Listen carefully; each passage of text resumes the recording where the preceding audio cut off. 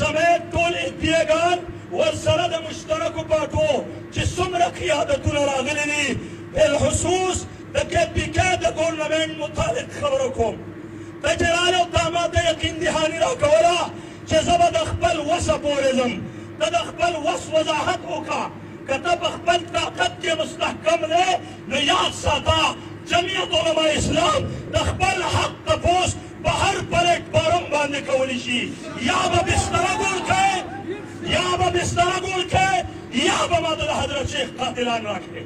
په دې خبرو به د عام خلک دوکه کې د جمعیت علما اسلام کارکن ستا په خبرو هیڅ چا یې نشي دوکه کېدی سریعان وایو ټوک الفاظ سره وایو ادارو د ریاست نه مطالبه کوو زمونږ د هیڅ چا سره کار نشته نه زما د بین الاقوامي سطح د هیڅ یو ملک سره کار نشته زما مطالبه د خپل ملک د ریاست نه ده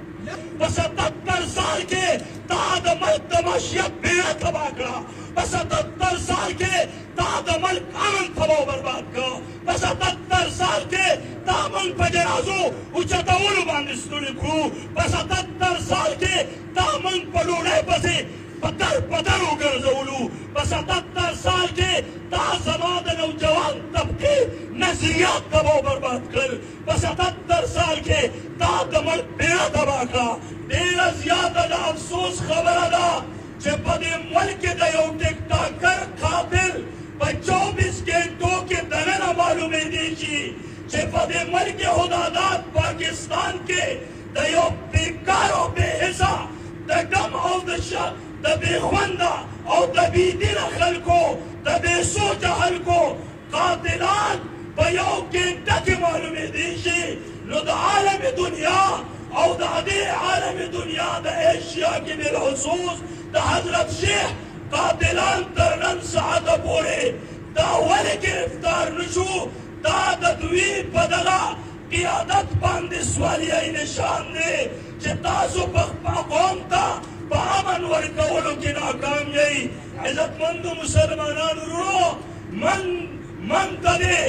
یو غر او بل غر نه وړي زما د حضرت شیخ د قاتلانو د لیوو ذموار زما ریاستي طبقه ده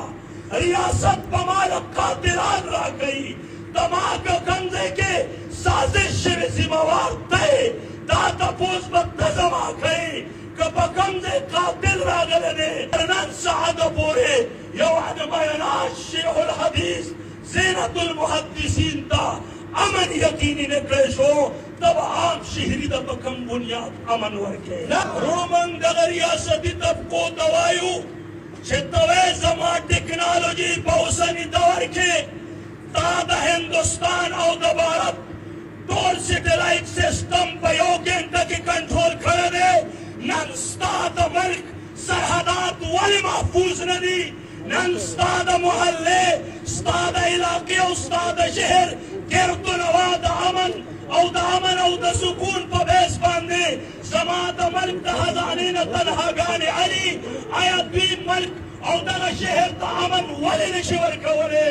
77 سال د پاکستان د ازادۍ وشو په 77 سال کې تا امن یقیني نه کا د پاکستان د ریاست د عالمي دنیا د ریاستونو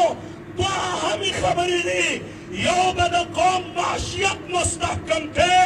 بل به قوم او ملت ته امن ورکړې په 77 سال کې تا د ملک د معیشت بیړه تباه کړه په 77 سال کې تا د ملک امن تباه برباد کړه په 77 سال کې تا موږ په جنازو اوچتولو باندې ستړي کړو په 77 سال کې تا موږ په ډوډۍ پسې پتر وګرځولو په 77 سال کې تا زما د نوجوان طبقې نظریات تباه برباد کړل په 77 سال کې تا د ملک بیړه تباه کړه او زه اخرنۍ خبره کوم یاد ساتئ عزتمندو پرون زموږ وزیر اعلی صاحب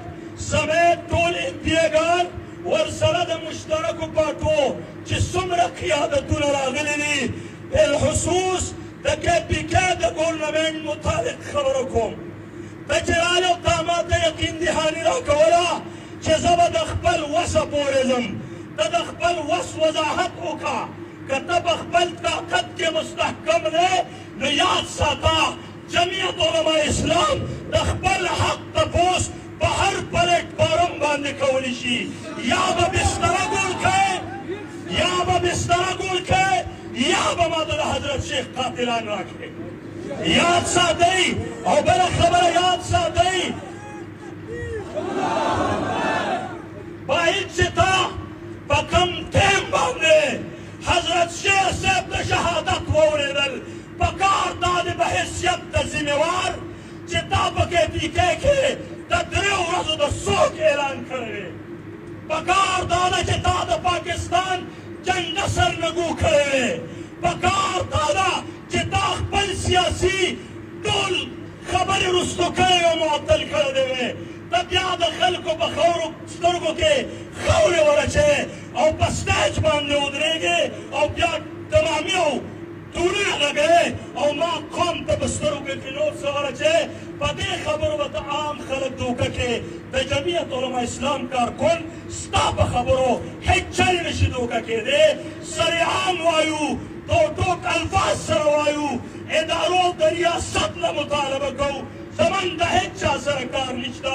نه زما د بین الاقوامي سطح د هیڅ یو ملک سره کار نشته زما مطالبه د خپل ملک د ریاست نه ده د خپل ملک د قوم او د ملت په تجربه دی پټه ولګئ بس ډېرو دردېدلو بس من ته چې کم تکلیف رسېدلی دی د برداشت نه بار دی ذات ساتئ عزتمندو مسلمانانو ورونو حضرت شیخ صاحب په خپل شهادت ټولې دنیا ته د امن پیغام ورکړ زموږ حضرت شیخ صاحب ټولې دنیا ته د امن پیغام ورکړ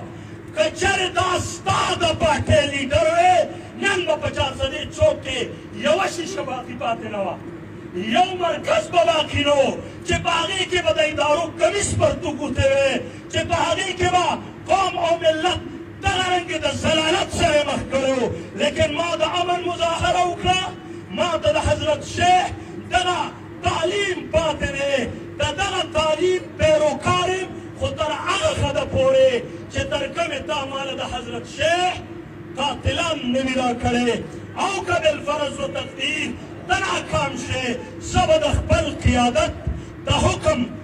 منتظر یم د خپل قیادت چې کومه فیصله راله هغه به زموږ فیصله وي وما علینا